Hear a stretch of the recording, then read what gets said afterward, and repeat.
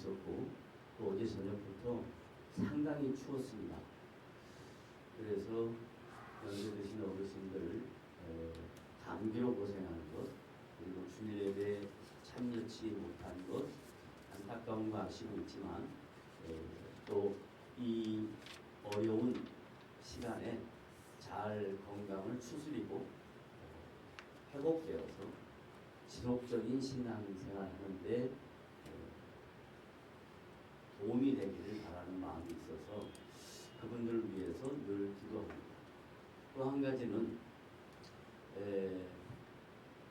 우리가 코로나 시절이 시작이 되었을 때 정부에서 예배 모임에 대하여 제한을 뒀습니다. 그래서 제한 두는 방법이 여러 가지였는데 가장 심할 때는 예배 종사자들만 예배에 참여하게 했어요. 그래서 풍동에 있을 때 큰 예배당에 예배 종사자들만 몇 사람 모여가지고 주일 예배도 드렸습니다. 그런 경우도 있었고요. 그때 영상 예배가 이제 시작이 되었는데 그건 예배인가 아닌가 하는 맞고 틀림의 문제가 아니라 상황에 대하여 우리가 반응하는 것이었고 어쩔 수 없는 현실 앞에서 그게 아니면 이것이라도 예배에 동참하자 해서 영상 예배를 했던 기억이 있습니다. 그것이 근거가 되어서 이제 영상으로 많은 기독교 관련 유튜버들도 있고 또 많은 예배가 우리 앞에 주어져 있습니다. 그래서 자기가 출석하는 교회가 아니고 자기가 소속된 교회가 아니어도 영상으로 예배에 참여하고 영상으로 복음의 풍성함을 나누게 되기도 하고 그래서 어떤 유익이 있다라고도 생각을 합니다. 왜냐하면 지금은 정보화 시대여서 세상은 모든 정보가 깔려 있는데 기독교만 딱 이렇게 닫혀 있는 그런 모습으로 가는 것은 옳지 않고 열려져 있어서 다양한 것들을 볼 수 있다는 건 도움이 되고 반면에 그것이 익숙해지면 정상적인 인격적 교회 공동체의 모습이 점점 상실돼 갑니다. 그게 이제 마지막 때의 모습인데요. 마지막 때 여러 가지 모습 중에 하나가 뭐냐면 자기를 사랑하는 것과 사랑이 식어간다는 게 있어요. 자기를 사랑한다는 것을 다른 말로 바꾸면 함께 모일 수 있는 여러 가지 형편이 안 되는 거예요. 그래서 자기 중심의 삶이 지속되게 된다 이런 뜻이고요. 자기 중심의 삶이 지속이 되면 사랑을 연습할 방법이 없습니다. 사랑이라는 것은 혼자 하는 게 아니라 쌍방간에 이루어지는 거거든요. 그래서 성도들이 함께 모여서 연약한 부분, 부족한 부분, 아픈 부분, 좋은 부분, 기쁜 부분 이런 것들 나누면서 서로 사랑을 공유해야 되는데 그런 시간들이 점점 없어집니다. 그래서 이제 마지막 때가 되면 이런 안타까운 모습이 있다 하는 거 오늘 말씀 전에 잠깐 드리고 또 하나는 제가 성도들이 날씨가 추워서 예배에 출석하기 어렵다 하는 것 충분히 이해하지만 약 30년 전에 제가 봤던 역사적 현장을 여러분들에게 잠깐 알려드리고 싶습니다. 지금 중국 동북 삼성 제일 추운 곳이 어디냐면 하얼빈 제일 추운 곳이 그 하얼빈을 중심으로 어느 정도 추위가 있냐면 마이너스 45도까지 됐습니다. 마이너스 45도는 어떤 상황인 줄 아세요? 물을 갖고 나가서 이렇게 하면 그냥 떨어지면서 옵니다. 그 정도로 추운 마이너스 45도의 지역이 하얼빈인데 제가 약 30년 전에 하얼빈에 사역을 하러 갔다가 뭘 발견했냐면요. 그 당시 하얼빈이라는 도시에 성령의 역사가 너무 강력하게 나타나니까 중국 사람들이 교회에 오는데 그 추운 겨울날이에요. 예배당에 들어갈 수 있는 인원이 약 500명밖에 안 돼요. 그런데 예배를 6부 예배를 드려요. 6부 예배. 육부 예배인데 제일 먼저 드린 예배가 7시 예배예요. 제가 7시 예배에 갔어요. 갔더니 이미 실내에서 예배할 수 있는 상황이 안 되니까 밖에다가 스피커를 두고요. 밖에서 스피커에서 나오는 그 소리로 예배에 동참하는 거예요. 근데 더 재밌는 것은 헌금함이 어느 정도냐면 이것보다 더 커요. 더 큰 헌금함이 양쪽에 있습니다. 양쪽. 그건 중국 사람들의 어떤 민족성을 볼 수 있는 거예요. 중국 사람들의 민족성은 뭐냐면 종교적인 물질적 헌신을 하면 그 신이 자기가 믿는 신이 더 많은 것을 돌려준다. 이런 게 있는 거예요. 이게 우리 한국 사람들에게도 많이 있지만 중국 사람들에게 이게 더 많은 거예요. 그래서요 헌금하는 그것이 자원하는 마음, 즐거워하는 마음, 감사하는 마음, 기뻐하는 마음보다도 내가 요거 하면 그 신이 나한테 더 많은 것을 돌려주겠지 이런 기대감으로 헌금하는 사람들이 줄을 섰어요. 그런 중국 교회가 지금은 어떻게 됐냐? 그 교회가 예배당이 커지고요. 안에 모든 그 난방 시스템, 냉방 시스템이 다 돼 있어서 우리처럼 이렇게 예배 드릴 수 있거든요. 그런데 30년 전에 그 성도들은 다 온데가 안 되고 있어요. 거기도 역시 마찬가지. 제가 무슨 얘기를 하기 위해서 이런 얘기를 하냐면 초대교회 성도들이 지금 이 골로새 교회 성도들이 신앙생활할 때 매우 척박했을 거예요. 생각해 보세요. 지금 우리처럼 이런 건물이 있고 이 건물 안에 공간에 이런 예배 드릴 수 있는 좋은 뭐랄까 편안한 의자라든지 모든 이런 시스템이 갖춰져 있는 게 아니라 그때는 아무것도 없어요. 이런 무슨 스피커, 마이크 이런 게 어디 있습니까? 그저 그냥 사람의 음성으로 전달되는 거예요. 근데 그 안에는 뭐가 있었냐면 초대교회 안에는 성령의 일하심이 굉장히 강하게 나타났어요. 우리 한국교회도 초대교회 때 성령의 일하심이 굉장히 크게 나타났어요. 중국교회도 아까 제가 얘기한 것처럼 성령의 일하심이 강하게 나타났어요. 근데 시간이 지나면서 사람이 편리해지면 성령의 일하심은 점점 줄어들고 인간의 이성적 판단이 성령의 일하심보다 앞서가요. 그래서 지금 사도 바울이 그게 잘못됐다라는 것을 지적하는 거예요. 오늘 본문 말씀이 이제 그 내용인데, 자, 저 너무 높은 것 같아요. 오늘 본문 말씀이 그 내용인데 두 가지만 중요한 단어를 먼저 생각합니다. 여러분과 제가 함께 읽었는데 함께 읽은 본문 중에 반복된 단어가 있어요. 한번 찾아보세요. 뭐가 반복된 단어일까요? 본문을 보여주실래요?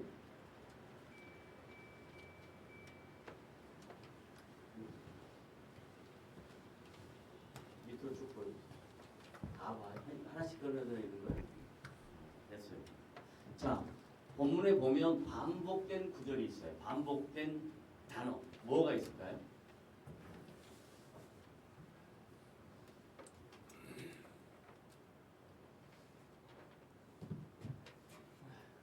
자, 9절 놔두고 자, 9절 다시 한번 읽어봅시다. 시작. 그 안에는 신성의 모든 충만이 육체로 거하시고 10절 시작. 너희도 그 안에서 충만하여졌으니 그는 모든 통치자와 권세의 머리시라. 11절 시작. 또 그 안에서 너희가 서두로 하지 아니한 할례를 받았으니 곧 육의 몸을 벗는 것이요 그리스도의 할례니라. 12절 시작. 너희가 세례로 그리스도와 함께 장사되고 또 죽은 자들 가운데서 그를 일으키신 하나님의 역사를 믿음으로 말미암아 그 안에서 함께 일으키심을 받았느니라. 자, 읽었는데 뭔 단어가 반복됐어요? 그 안에서. 그렇지. 그 안에서. 그 안에서. 다시 원래 헬라어로는 어떻게 되냐면 엔토 크리스토 이렇게 되어 있어요. 뭐라 그랬다고요? 엔토 크리스토. 우리는 우리나라 말이 아니기 때문에 그 말의 의미를 인식하지 못해요. 느끼지 못해요. 그런데 헬라 말로 기록된 그 말을 초대교회 성도들이 받을 때 엔토 크리스토는 너무너무 중요해요. 영어로는 in the Christ라는 뜻이에요. 예수님 안에서. 다른 말로 바꾸면 우리가 누구 안에 있다고요? 예수님 안에 있다. 초대교회 성도들이 그 척박한 상황에서 자기의 정체성이 나는 예수 안에 있다 라는 것을 알게 된 거예요. 나는 어디 안에 있다? 예수 안에 있다. 예수님이 내 안에 계신다. 내가 예수님 안에 있다. 이걸 비유로 뭔 비유를 했냐면 요한복음 15장에 포도나무 비유를 했어요. 포도나무 비유. 그 포도나무 비유는 뭐예요? 나는 뭐예요? 예수님이죠. I am 에고 에이미 나는 포도나무요. 너희는 가지니. 자, 그래서 뭐라고 했어요? 나는 누구예요? 아니 나는 누구예요? 예수님. 우리는 누구예요? 너희는 누구예요? 가지. 그래 포도나무는 어디에 붙어 있어요? 가지에 붙어 있어요. 이 가지가 나무에 붙어 있지 않으면 어떻게 돼요? 죽어요. 열매를 맺지 못해요. 그 얘기를 지금 바울이 엔토 크리스토 예수님 안에서 그 이야기를 하는 거예요. 우리가 누구 안에 있다고요? 예수님 안에 있다. 다 같이 합니다. 내가 세상에 안에 있는 게 아니고 누구 안에 있다? 예수님 안에 있다. 근데 우리는 자꾸 가치가 세상의 모든 것들이 나를 지배하는 것처럼 느껴져요. 세상에서 가장 중요하게 생각하는 물질이 나를 지배하는 것처럼 느껴져요. 세상에서 말하는 모든 지식들이 나의 인생을 이끌어가는 것처럼 느껴져요. 근데 그게 아니에요. 세상의 모든 것들은 있다가 없어지는 거예요. 세상의 모든 것들은 다 변해요. 그런데 주님만이 말씀만이 변하지 않고 영원토록 존재하는 거예요. 그런데 자꾸 세상에서 우리 보고 뭐라 그러냐면 그거 눈에 안 보여. 눈에 보이는 것 같고 판단해, 생각해 그렇게 가르친다고. 자, 기독교는 눈에 보이지 아니하는 것, 보이지 아니하는 것을 믿는 거예요. 바라는 것들의 실상이에요. 그게 믿음이에요. 그래서 초대교회 성도들이 믿음에 대하여 헷갈릴 때 히브리서 저자가 히브리서 12장에 믿음은 바라는 것들의 실상이요 보이지 않은 것들의 증거라 그래요. 바라는 거 안 보여요. 보이지 않는 거 안 보여요. 그런데 그것의 실상이 그리스도고 그 증거가 그리스도다. 그러니까 우리는 그리스도를 믿는 겁니다. 내 안에 주님이 계시는 거예요. 주님이 내 안에 계시고 내가 주님 안에 있어요. 다 같이 합니다. 내가 누구 안에 계신다고요? 주님 안에 있고 주님은 누구 안에 있어요? 내 안에 있어요. 굉장히 중요한 사고예요. 이게 기독교 신앙의 가장 중요한 내용 중에 하나예요. 엔토 크리스토, in the Jesus Christ. 내가 주님 안에 있다 하는 거예요. 그 다음에 두 번째 중요한 단어가 반복된 게 또 있어요. 뭐가 있냐면요. 여기에 있어요. 이거 뭐예요? 함께 있어요. 함께. 함께. 함께. 이 함께라는 우리나라 말을 신약 성경 헬라어에 뭐렇게 되어 있냐면 따라하세요. 카이. 카이가 뭐냐면 and예요. and. 영어 성경은 and라고 하고요. with라고 하기도 해요. 근데 헬라어 단어는 카이 이렇게 돼. 함께. 함께. 함께 큰 두 가지 현상이 있어요. 함께 죽어요. 함께 살아요. 자, 따라하세요. 함께 죽는다. 함께 산다. 이거 어디 갔다 해요?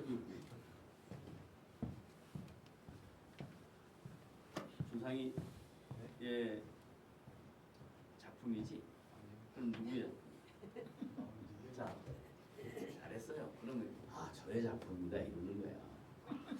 놓쳤지? 다음부터 이렇게 오카이.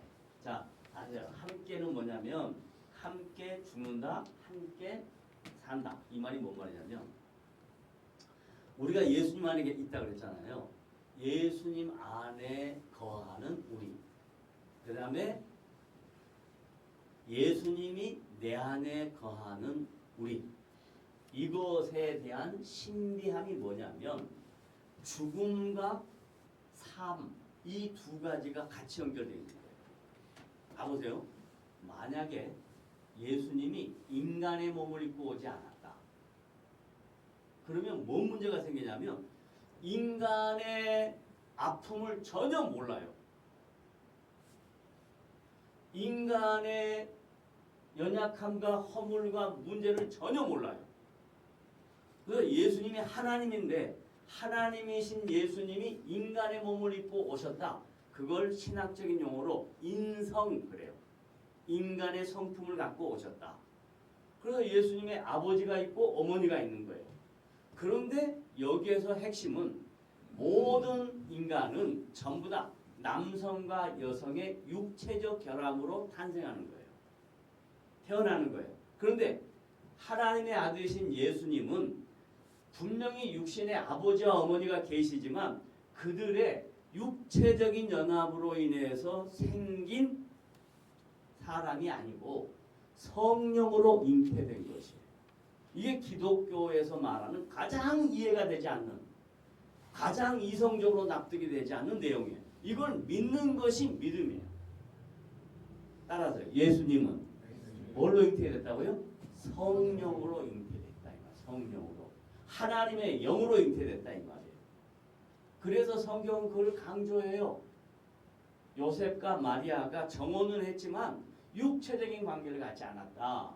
성령으로 잉태됐다라고 이야기해요.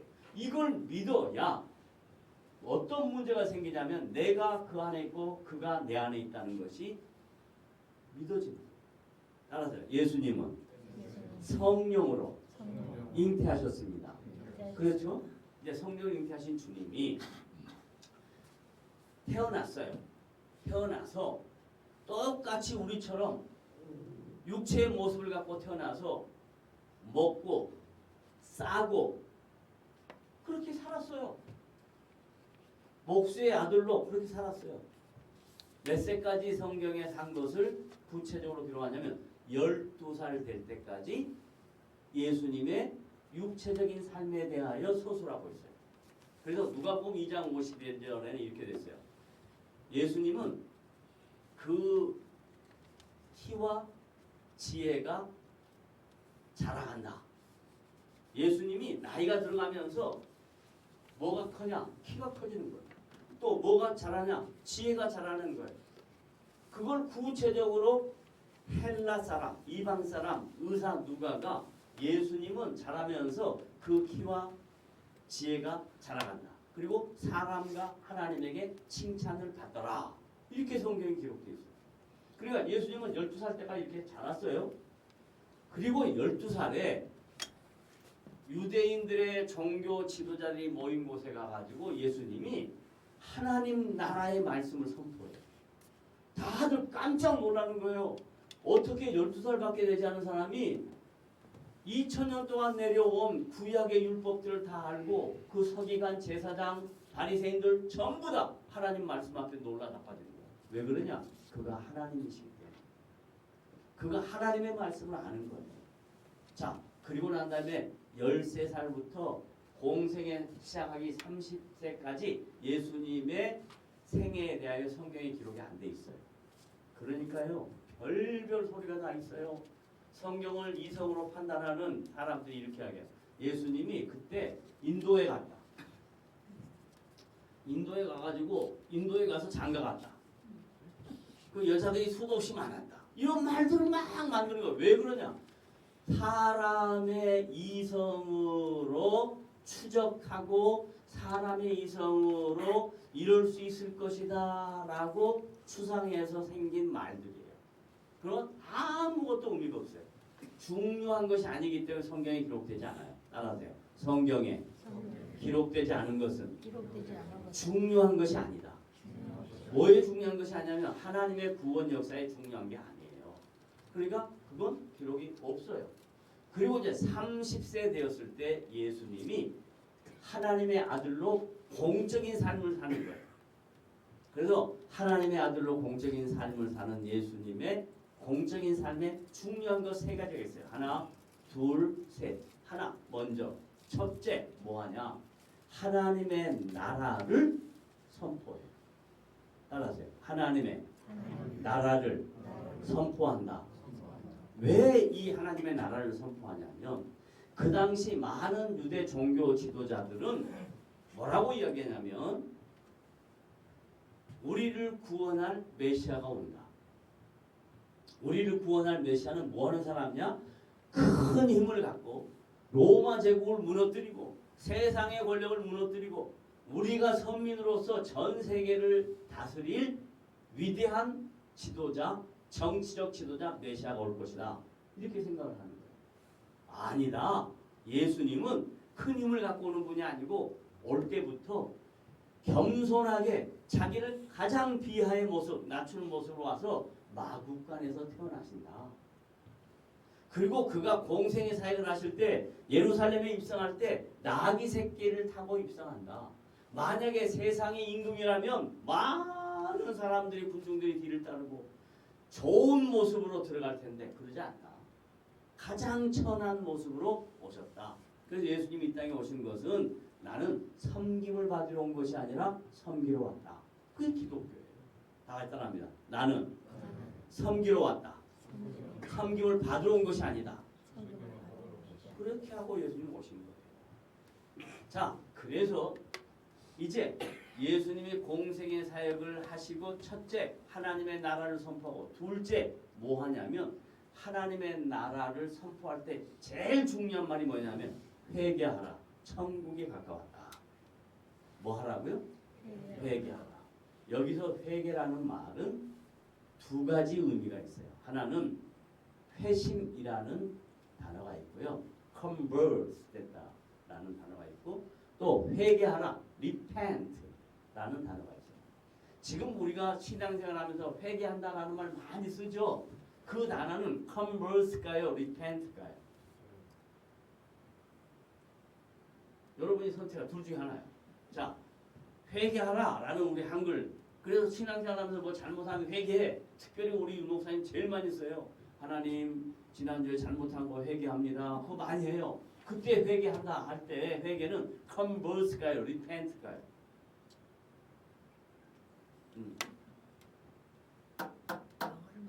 convert일까요? convert는 뭐냐면요. 컨베어 벨트 알죠? 컨베어 벨트 알죠? 여기 있는 것을 여기로 옮기는 거 컨베어 벨트죠?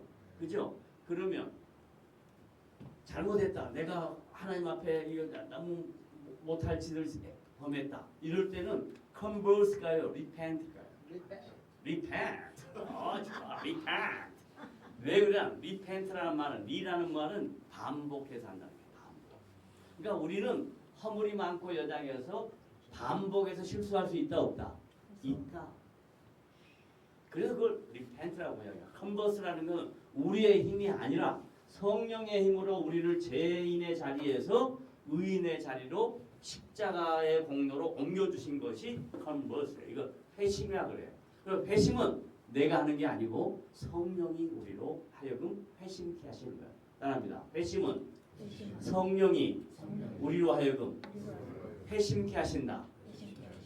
그 다음에 회개는 뭐냐면 우리가 허물이 많고 연약하고 죽을 때까지 다 실수해요. 실수의 반복에 대하여 회개할 수 있다 하는 겁니다. 자, 그래서 회개하라 천국이 가까웠다 라고 이야기하고 하나님의 나라를 선포하면서 가장 중요하게 하는 말씀이 뭐냐면 야 너희들이 지금 율법의 삶을 살고 있다가 복음의 삶으로 변화되어야 된다. 이것은 성령이 하시는 일이다. 이 이야기를 하는 거예요. 그래서 하나님의 나라를 선포하고 두 번째 뭐 했냐? 하나님의 나라를 선포할 때 그것들이 안 믿으니까 유대인들이 안 믿으니까 유대인들은 전부 다 표적만 구해요. 이적만 구해요. 그래서 그럼 내가 표적과 이적을 보여줄게. 첫째 뭐냐? 죽은 자를 살리세요. 응? 둘째 뭐냐? 모든 환자들을 질병 들린 사람들을 치유해 주세요. 이런 기적적인 초자연적인 사역을 보여주세요. 그 다음에 세 번째는 뭐냐면 하도 보여줘도 모르니까 비유로 설명을 해줘요. 비유로. 그래서 티칭 안에 가르쳐 주는 거야. 야, 하늘에 뭐를 봐라? 아니, 공중에 나는 뭐를 봐라? 새를 봐라. 들에 핀 백합화를 봐라. 하물며 너희일까 보냐 하면서 수도 없이 많은 비유를 보여주세요. 이것이 하나님의 아들로서의 공생의 3년 사역이에요. 그리고 이제 공생의 3년 사역의 하이라이트가 뭐냐면 내가 죽는다. 아니 하나님의 아들인데 죽는다 그래. 그러니까 제자들이 그리마 없어서 절대 죽으면 안 됩니다. 이래요. 왜? 제자들의 마음속에는 우리 예수님이 저렇게 많은 표적을 보이니까 로마를 싹 물리치고 우리가 임금이 되신 예수님 되면 그 옆에서 한 자리씩 차. 법무장관. 그때도 한동훈 있었어요. 어? 그 다음에 행정부 장관 있었어요. 국토부 장관 있었어요. 그게 뭐냐면 베드로, 야고보, 요한이에요. 이것들이 뭐라 하냐면 예수님, 만약에 예수님이 왕권을 잡으면 저를 제일 높은 자리에 주십시오. 이러고 앉았어요. 인간은 2000년 전이나 지금이나 다 똑같아. 그래서 예수님 말씀하세요. 높은 자리에 가고자 하는 자는 절대 높은 자리에 가지 마. 낮은 자리에 가려고 하는 자를 높이신다. 이게 하나님의 일하시는 방법이에요. 자기가 높아지려고 하면 할수록 거기에는 갈등만 생겨요. 낮아지면 낮아질수록 버리면 버릴수록 하나님이 높이세요. 이게 기독교의 모습이에요. 그래서 이런 내용을 알고 있었던 사도 바울이 함께라는 단어를 쓸 때 예수님이 십자가에 죽었을 때 너희의 죄도 그가 함께 죽었다. 이런 뜻이에요. 예수님이 십자가에 죽을 때 우리의 죄도 함께 죽었다. 이런 뜻이에요. 근데 죽은 것은 끝나지 않잖아요. 예수님이 함께 다시 살아나셨어요. 일어나셨어요. 그러면 우리의 영이 다시 예수 그리스도의 부활의 영에 합해서 우리의 영이 살아났다. 이런 뜻이에요. 그래서 함께라는 단어를 그렇게 중요하게 세우는 거예요. 함께 장사되고 뭐가 장사돼? 나의 죄가. 따라하세요. 나의 죄가 장사되고 믿음으로 하나님의 역사를 따라 그 안에서 함께 일으키심을 받았다. 이건 부활의 영을 우리가 얻게 되었다. 부활의 존재가 되었다. 우리는 전부 죽어도 부활의 존재가 되었다. 이런 뜻이에요. 그러니까 죽음이 두려워 안 두려워요? 안 두려워요. 부활의 영적인 존재가 된 거예요. 그러면서 이제 그랬으니 너희들이 이 세상에서 신자로 살 때 어떻게 살아야 되냐? 요걸 9절에 얘기했어요. 다 같이 9절. 시작. 예수님 안에는 신성의 모든 뭐가 있어요?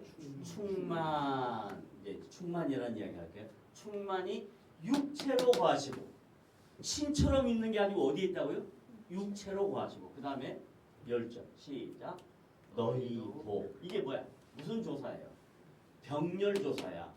너희도. 예수님이 충만의 육체로 거하시니까 너희도 똑같아. 너희도. 시작. 그 안에서 뭐? 충만하여졌으니.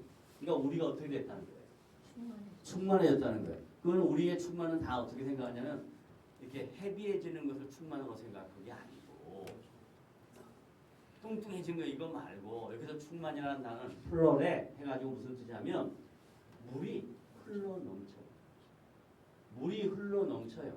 그럼 흘러 넘치는 것이 충만이에요. 근데 대부분 우리나라 사람들의 충만은 차는 것이 충만이에요.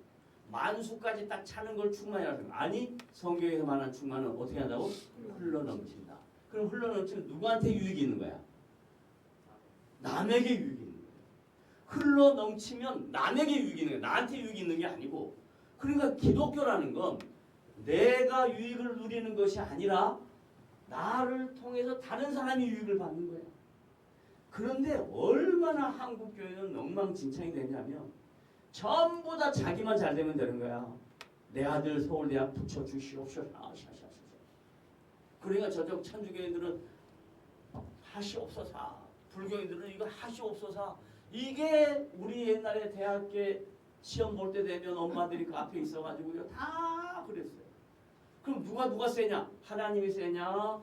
부처가 세냐 교황이 세냐 이 뭔 장난이야 이게. 기독교는요 충만은 뭐냐면 넘쳐 흐르는 거예요. 다른 사람에게 영향을 끼치는 거예요. 내가 누구를 위하여 무슨 일을 할 것이냐 이게 기독교예요. 바울이 골로새 교회 성도들에게 지금 하고 싶은 말이 뭐냐면 너희들이 넘쳐 흘러서 선한 영향력을 끼쳐라. 왜냐하면 주님이 모든 통치자와 권세의 머리시다. 그분이 헤드다. 그분이 왕이다. 그분이 주인이다. 그런데 너희들은 그분을 다 놓치고 세상 권력자에 빠져있다. 이렇게 지적하는 겁니다. 자, 오늘 이 이제 목회자가 설교를 하다가요.